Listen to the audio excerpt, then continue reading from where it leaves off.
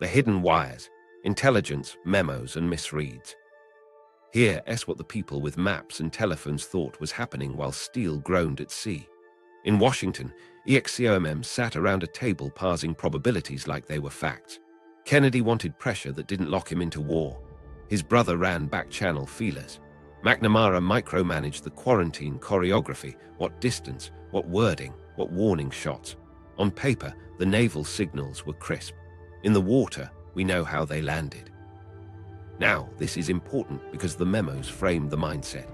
Navy Task Group commanders received guidance that non-lethal compulsion, active pings, sirens, practice charges, was authorized to force unidentified submarines to surface outside the line, and inside the line, if necessary, to ensure safety.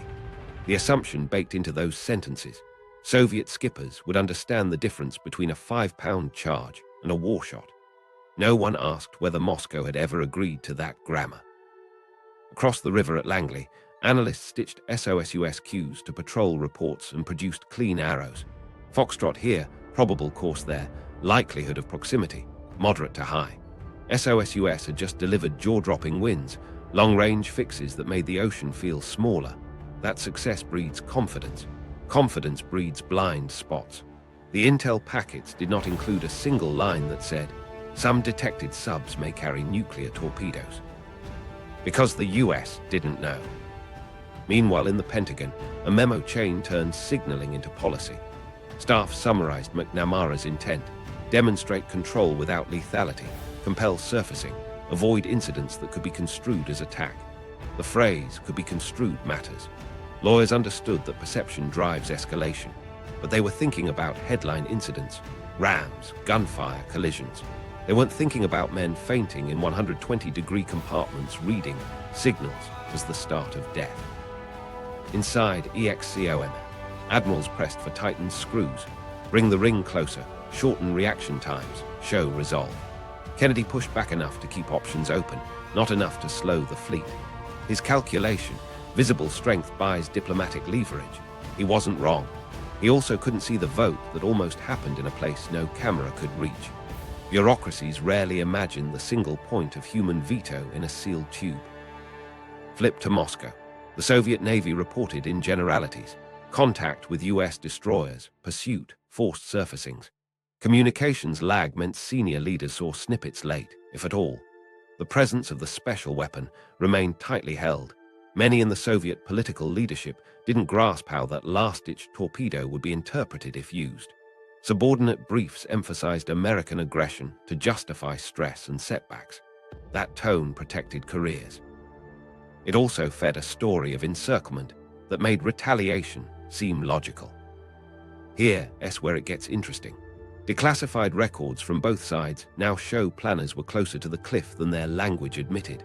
US Joint Chiefs minutes on Black Saturday read like a pressure cooker: shoot-downs, overflights, quarantine standoffs, and constant talk of maintaining initiative. Noted, but not understood in those notes, a line about destroyers employing signaling charges against hostile submarines. Hostile by presence, not by act. That conflation is the quiet slope. Signals missed. Start with the big one. The Americans didn't know about nuclear torpedoes on Foxtrots.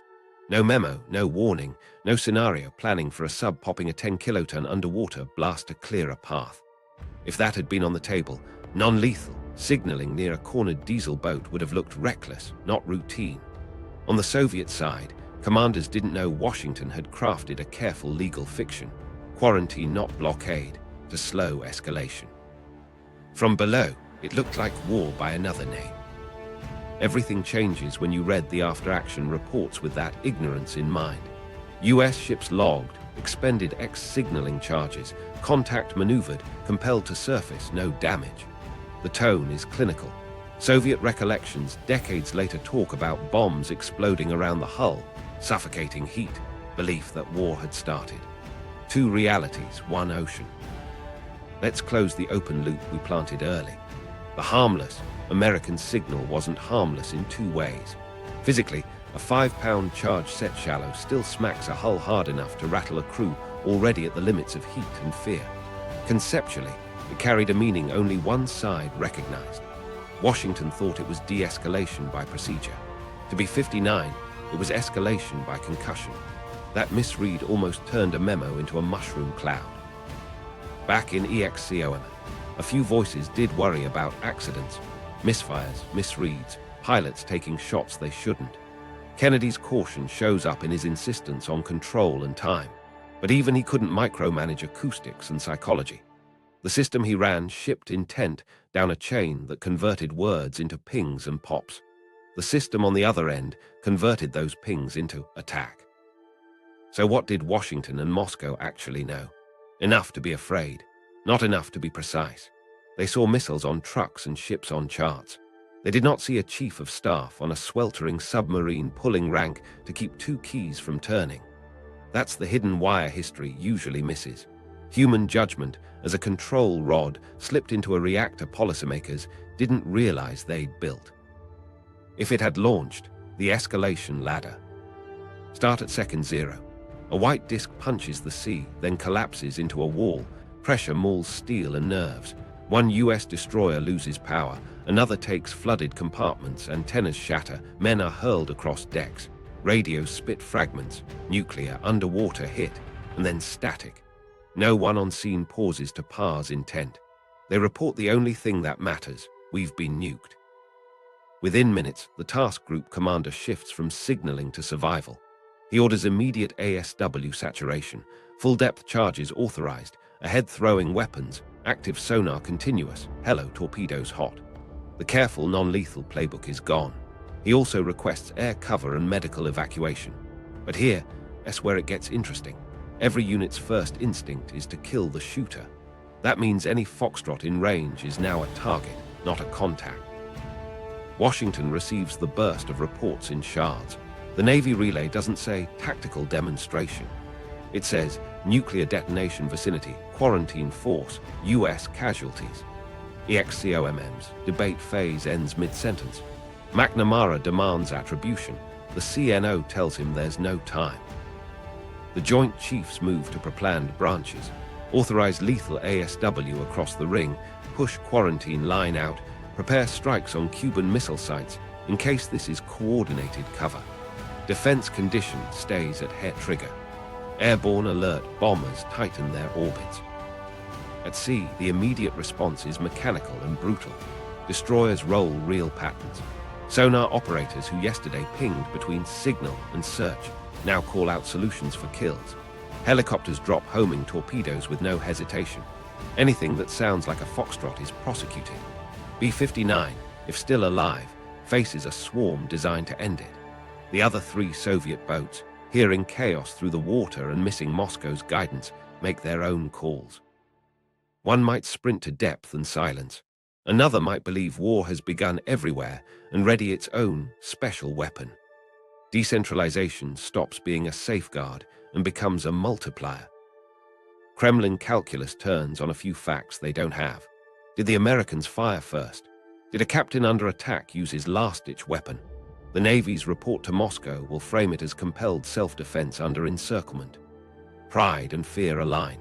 If a US nuclear attack is perceived, even at sea, the political leadership faces a choice between local retaliation and strategic signaling.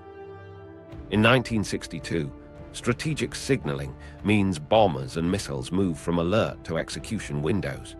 And remember, Cuba isn't a sideshow. It's the stage for both leaders, credibility. The US Navy's next rung is air and sea combined. Carrier air wings would get tasked to suppress Cuban coastal defenses and strike missile sites under prepackaged OPLANs, justified as removing the proximate threat that triggered a nuclear use at sea. The Marines and Army units staged for invasion would move to H-hour timelines. The quarantine becomes blockade. Blockade becomes battlespace. Game theory says reciprocal fear drives speed. If you think the other side will escalate, you rush to get ahead. SAC posture matters. At DEFCON 2, bombers are airborne, tankers are lined up, missile crews are sitting on go codes. A nuclear event against US forces, any nuclear event, would trigger emergency conferences to consider limited strategic options. Limited is doing heavy lifting. Even a demonstration strike option requires the Soviets to read it as limited. Fog and adrenaline don't reward subtlety. One wrong radar return or scrambled warning could push a separate crisis, like over Siberia, into cascade. Consider Allied reactions. NATO commands would assume general Soviet probing, harden bases, and push their own alerts up. Turkey and Italy would brace, which affects Soviet reading of intent near Cuba. Radios across fleets would fill with execute unless countermanded. That phrase is how wars start when phones fail. And phones would fail, jamming, overload, and human error makes certainty rare when it's needed most. What about Moscow's naval choices? They could order restraint, but can they reach the boats? Spotty comms mean doctrine travels slower than emotion. A Northern Fleet commander might authorize broad submarine actions against US groups elsewhere to balance. A diesel boat in the Atlantic, hearing a garbled note about American aggression, might shoot at a destroyer with conventional torpedoes, creating more proof of war. The escalation ladder stops being a ladder. It becomes a web. Back to Cuba. A US strike package hitting an SA-2 site to prevent another U-2 shoot-down now looks, to Soviet troops on the ground, like the invasion prelude they feared. Cuban leadership, primed by Castro's earlier letters urging preemption if attacked, might call for immediate Soviet use of theater nukes if available or launch local counterattacks. Every rung you climb removes a way down. Could anyone break it? Kennedy might still push for time, demand absolute confirmation, resist strategic release, hold the chiefs at bay. Khrushchev might send a blistering but conciliatory signal, but public knowledge of American dead from a nuclear blast at sea would compress US politics. Calls for overwhelming response would roar. Inside the Kremlin, hawks would argue that hesitation invites decapitation. Leaders on both sides would be making choices with minutes and partial truths. The hardest truth: at each step, the incentives favor action. Tactical commanders act to protect sailors. Theater commanders act to protect forces. National leaders act to protect credibility. None of them intend Armageddon. All of them lean into it. The first nuclear detonation at sea becomes the match that lights every preloaded fuse. That's the ladder Archipov refused to set a foot on. A single torpedo wasn't an escape. It was an invitation to a script no one could rewrite once it began. Aftermath, silence, shame, and late recognition. The hatch closed on the crisis, but not on the story. Back in the Soviet system, the official line was simple. Boats encountered hostile pressure, executed orders, returned. No medals, no parades, no lessons shared.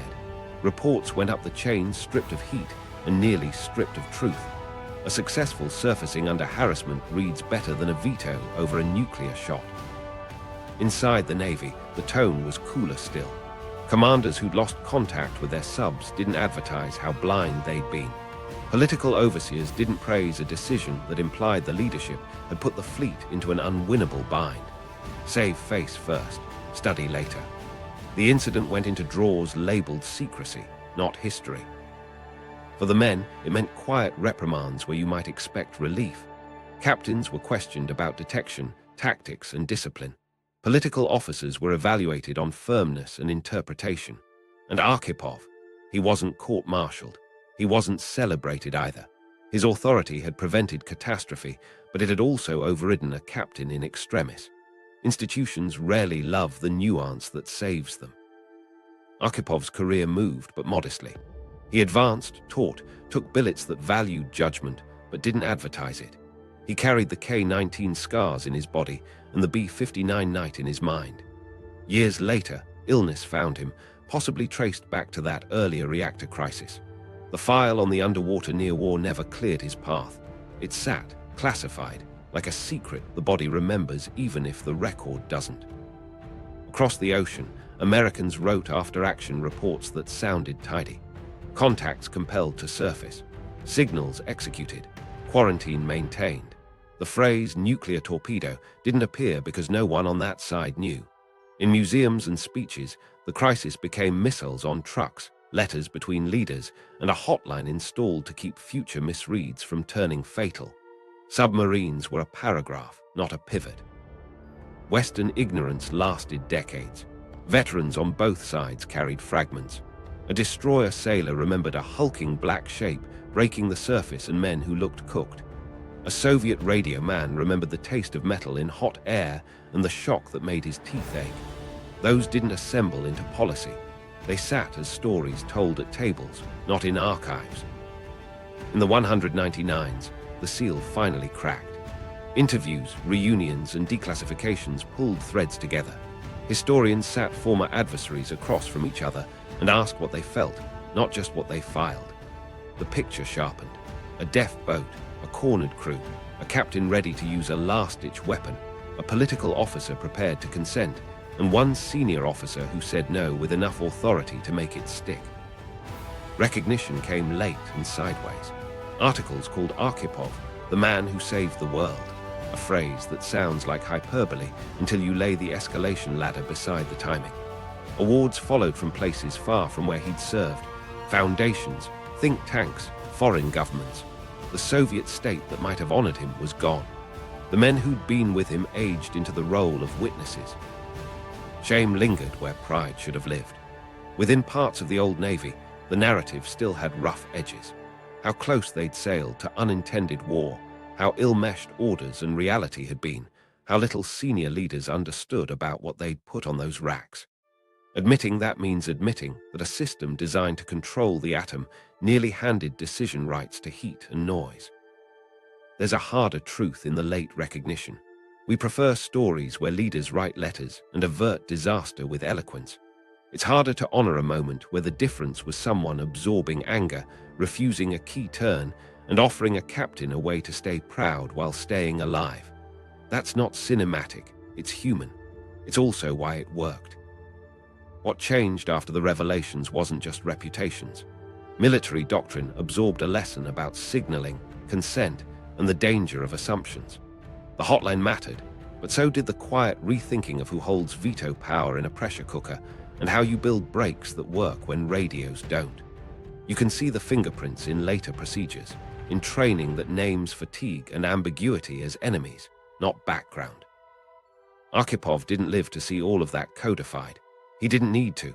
The measure of his choice is the time that followed, messy, contested, alive.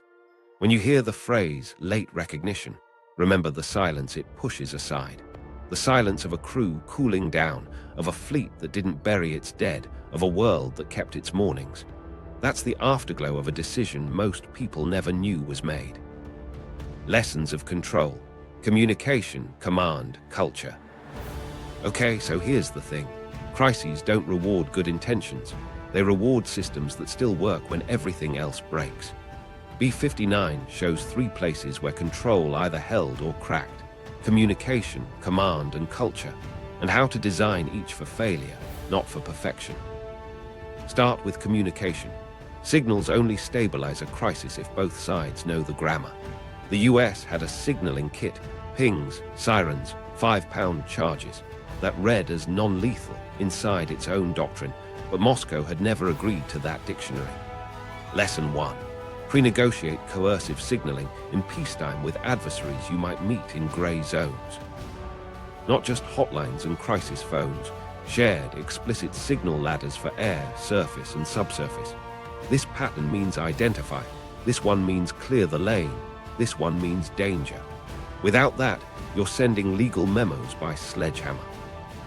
Now, redundancy. Underwater comms will fail when you need them most. Plan for deafness. That means building default-safe procedures. If authenticated war state traffic isn't received, nuclear release authority doesn't migrate down to inference. Codify negative control. No message means no escalation. Then drill the edge cases so captains don't feel forced to improvise policy under pressure. Communications resilience isn't just more watts, it's clearer rules for silence. Move to command. The 2-man consent on B-59 wasn't window dressing, it was the hinge. But consent models fail if status is ambiguous. The wrinkle that saved lives was explicit senior override aboard. Lesson 2. Write rank and veto into the same page. When a senior staff officer rides a platform with nuclear capability, orders must state, in plain language, whose refusal halts the sequence. No cultural guessing, no, we'll sort it out at sea. Ambiguity is tinder. And don't stop at keys. Build procedural speed bumps that slow irreversible moves without trapping crews. Think checklists with hard verbal confirmations recorded on internal circuits. Think mandatory cooling intervals between arm and fire that can only be bypassed with a third authentication. Those seconds create space for sanity to re-enter a hot room. Everything changes when you add human factors. Heat, CO2, noise, and fatigue don't make brave people cowardly. They make smart people narrow. Lesson 3. Design command architecture around degraded cognition. Rotate decision makers on a timer, not on self-report. Use short, pre-scripted decision trees with plain language options. Surface, snorkel, sprint, signal, or stand by.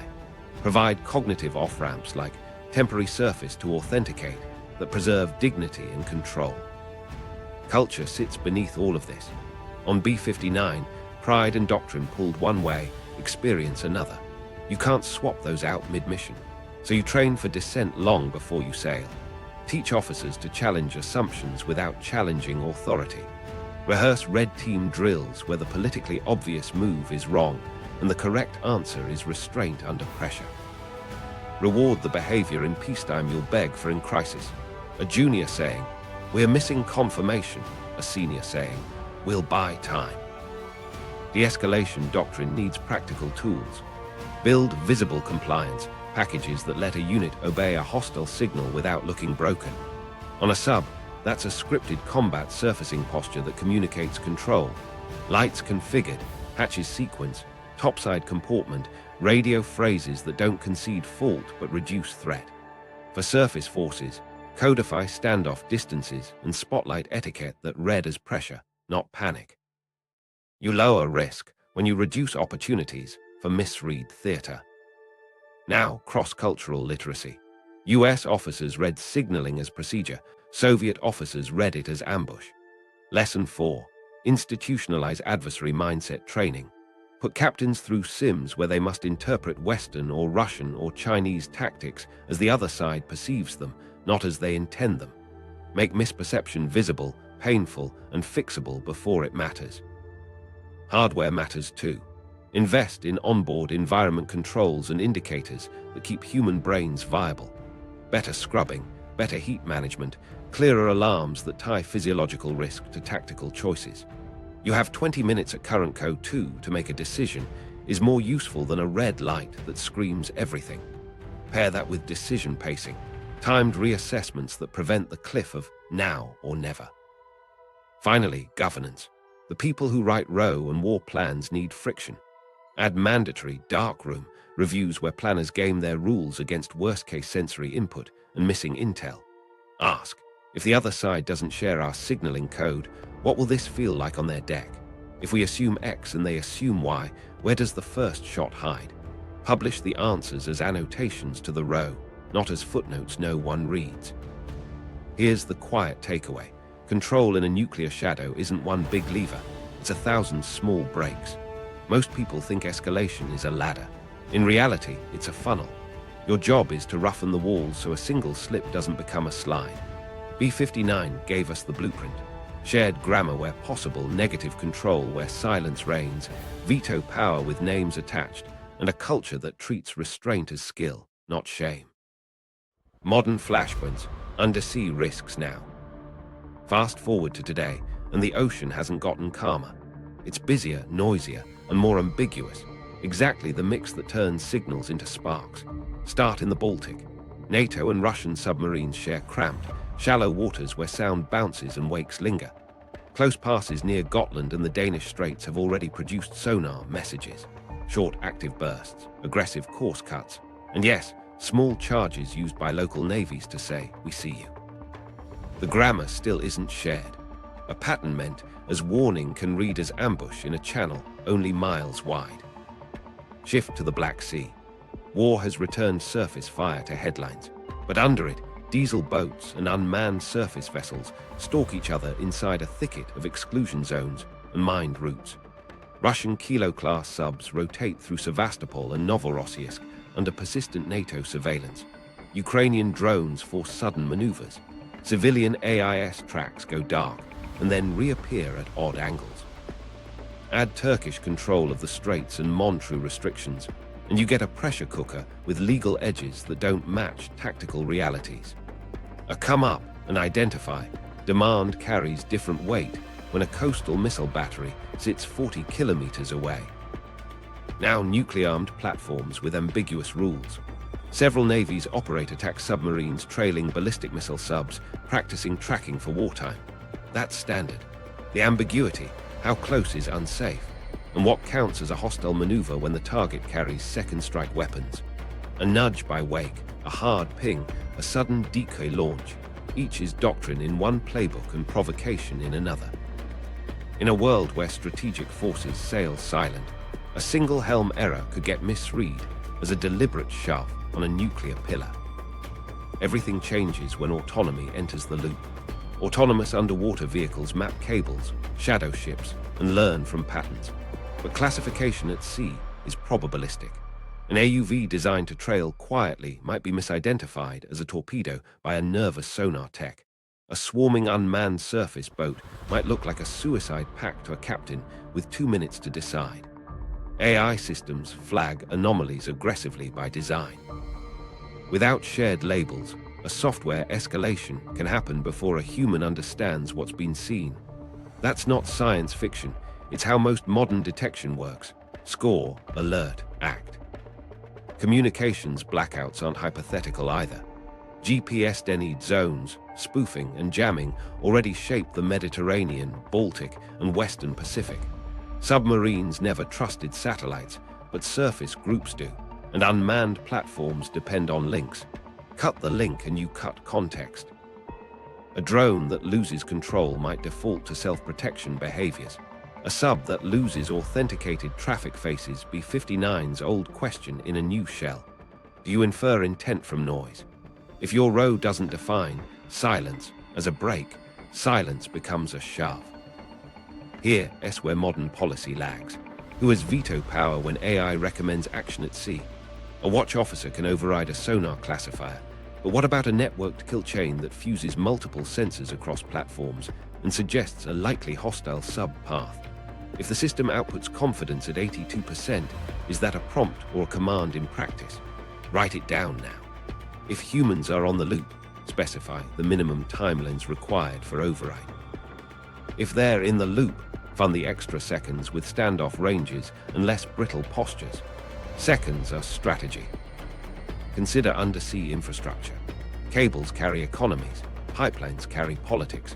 After Nord Stream's sabotage, every vessel loitering near a route is suspicious, and every ROV looks like a suspect. Patrols ping more, investigate closer, and accept thinner margins near seabeds crisscrossed by assets both sides consider vital. An explosive used to signal will not be read as harmless near a fiber bundle. That's a new red line nobody has fully negotiated. Western Pacific next. The South China Sea is an echo chamber. Reefs, shelves, merchant traffic, Coast Guard cutters, militias, and shadowing subs. Chinese and US forces run parallel exercises separated by miles and mindsets. Sonar beams cut through language until they don't. A planned frigate's aggressive turn across a US destroyer's bow gets most of the headlines. The quieter story is the submerged chess beneath them. Trails, counter-trails, and decoy drops that each side insists are normal. Normal is how complacency grows. So what prevents the next B-59 moment? Shared playbooks for coercive signals at sea, multilateral, published, practiced, including caps on charge size and depth and explicit meanings tied to acoustic signatures. Routine mixed flag drills that rehearse visible compliance, postures, scripted surfacing, safe lane escorts, spotlight etiquette, and radio brevity codes that translate across languages. Negative control clauses inside every nuclear-adjacent row that state in plain text. Loss of comms does not authorize inference-based nuclear use. And training. Put crews, especially autonomous systems operators, through hot room sims where heat, noise, and comms loss bend judgment. Make them practice the off-ramps, surface with dignity, shadow at distance, log and disengage. Teach sonar techs what a fishing winch looks like at 12 knots and what a small UUV sounds like under thermoclines. Teach commanders to narrate intent on the radio, even when they'd rather posture. Words won't travel through steel. but they will travel through history when you need them. Because the ocean didn't forget 1962, it just added more variables. The grammar still isn't shared. The weapons are faster. The room for error is smaller. And the vote that matters might again belong to one calm voice on a hot deck saying, "Not today." The thin line, why individual judgment still matters. Systems are great until the edge cases show up, and crises are nothing but edge cases strung together. B-59 is the proof. Procedures got them to the brink. A person pulled them back. That's not an argument against systems. It's a reminder that the last mile of safety is always human. Why does individual judgment still matter? Because sensors lie, comms fail, and incentives clash. When the board is noisy, someone has to decide what the noise means. Archipov didn't have better data. He had better framing. He treated pressure as a tactic, not a verdict. He separated what felt like war from what proved it. Systems help by buying decision time, but people decide when the clock runs out. Judgment is choosing a smaller risk now to avoid a bigger one later, knowing you'll be second-guessed if you live. That takes more than courage. It takes identity. Archipov could say no because he'd already anchored who he was in rooms that didn't pay applause. On K-19, in classrooms, in drills where dignity came from precision, not theater. Courage versus protocol isn't rebellion. It's fidelity to purpose over process when the two diverge. Launching that torpedo would have followed one reading of orders and violated the mission's core. Preserve the state, don't end it. Judgment is knowing which layer of instruction you serve when layers collide. That's teachable, but only if you make it explicit. So how do you build people who can refuse the obvious move under fire? You train dissent as a skill, not a scandal. You script red team reps where the safe answer is counterintuitive and rank invites pushback. You reward the junior who says, "We're missing confirmation," and the senior who answers, "Then we wait." You grade command potential on calm under ambiguity, not just speed under clarity. Moral authority is earned in peacetime and spent in crisis. Archipov didn't conjure it in a hot control room. He'd banked it by being competent, steady, and fair in cold ones. When he said, "Consent is not granted," the room heard a history of good calls, not just a billet. That's the Archipov standard. Be the person whose quiet no carries more weight than someone else's loud yes. There's also the dignity piece. He gave Savitsky a way to pivot without humiliation. That matters because pride isn't fluff in command, it's fuel. Leaders who feel cornered make cornered moves. Leaders who are offered an honorable exit take it. Judgment often shows up as design for dignity, choices that keep status intact while steering away from disaster. Modern loops haven't made this obsolete. Autonomy adds speed, it doesn't add wisdom. Someone still has to say, "Pause the chain," when the classifier screams confident and the context screams unknown. Someone still has to read an adversary's posture as theater, not trigger. Someone still has to own the veto. The thin line isn't mystical. It's built of small habits. Authenticate before you infer, narrate intent out loud, slow the irreversible, and leave your counterpart a door they can walk through standing up. Do that, and one voice can still hold the line, long enough for everyone else to keep living beyond it. Here's the takeaway. Resilience at the edge comes from one calm decision that buys time, dignity, and options when everything else narrows. If this helped reframe how crises actually unfold, subscribe for more hidden war moments. Watch the Able Archer deep dive next to see another near-miss decoded. Share this with someone who thinks procedure alone prevents catastrophe.